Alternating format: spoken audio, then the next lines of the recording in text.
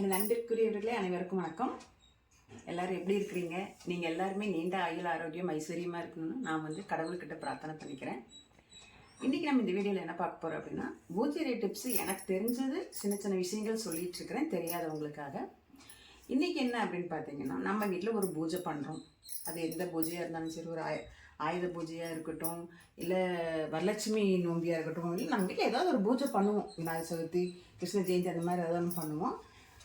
இதில் நம்ம பூஜை சாமிக்கு நெய்வேத்தியம் கண்டிப்பாக அதில் நம்ம வைப்போம். அதில் அந்த பூஜைக்கு தகுந்த மாதிரி நெய்வேத்தியம் வச்சுருப்போம். உதாரணத்துக்கு ஒரு சக்கரை பொங்கல் வைக்கிறோன்னு வச்சுக்கோங்க.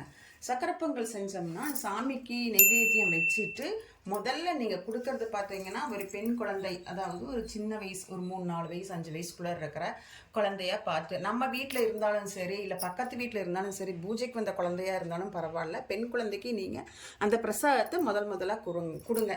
ஏன் அப்படின்னு நான் சொல்கிறேன் அப்படின்னா, இது என்னோட அனுபவத்தில் ஏற்பட்டது. எனக்கு முன்னால் பெரியவங்க இருந்திருப்பாங்களா, அவங்க சொன்னது, நான் அதை தான் ஃபாலோ பண்ணிகிட்ருக்கிறேன். எதனால் அப்படின்னு பார்த்தீங்கன்னா, அந்த குழந்தைக்கு கொடுத்தீங்கன்னா அந்த குழந்தை பெண் குழந்தை, அது வளர்ந்து வாலிபமாகி அந்த முதல்ல 5 வயசு குழந்தையா இருக்கும், அப்புறம் பூ பெய்தும், அப்புறம் திருமணம் நடக்கும், அப்புறம் குழந்தை பிறக்கும். அப்படியே படிப்படியாக வாழ்க்கையில் வளர்ச்சிகள் அடைஞ்சிட்டே இருக்கும். அந்த பெண் குழந்தைகள் தாயாகும், அந்த மாதிரி அப்புறம் கடைசி பேரன் பேத்தி எல்லாமே எடுப்பாங்க இல்லையா.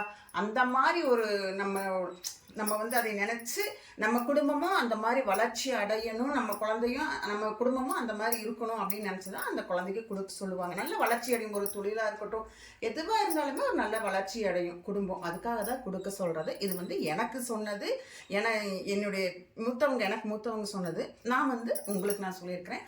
தெரியாதவங்க தெரிஞ்சுட்டு இந்த மாதிரி பண்ணி பாருங்கள். உங்களுக்கும் வாழ்க்கை நல்லா சிறப்பாக இருக்குங்க. இந்த வீடியோ கண்டிப்பாக உங்களுக்கு யூஸ்ஃபுல்லாக இருக்கும் அப்படின்னு நினைக்கிறேன். ஏதாவது கேட்கணுன்னா கமெண்ட்டில் சந்தேகம் இருந்தால் கேளுங்க. என்னோட கௌரிஸ்கோம் சேனலை சப்ஸ்கிரைப் பண்ணிவிட்டு பாருங்கள்.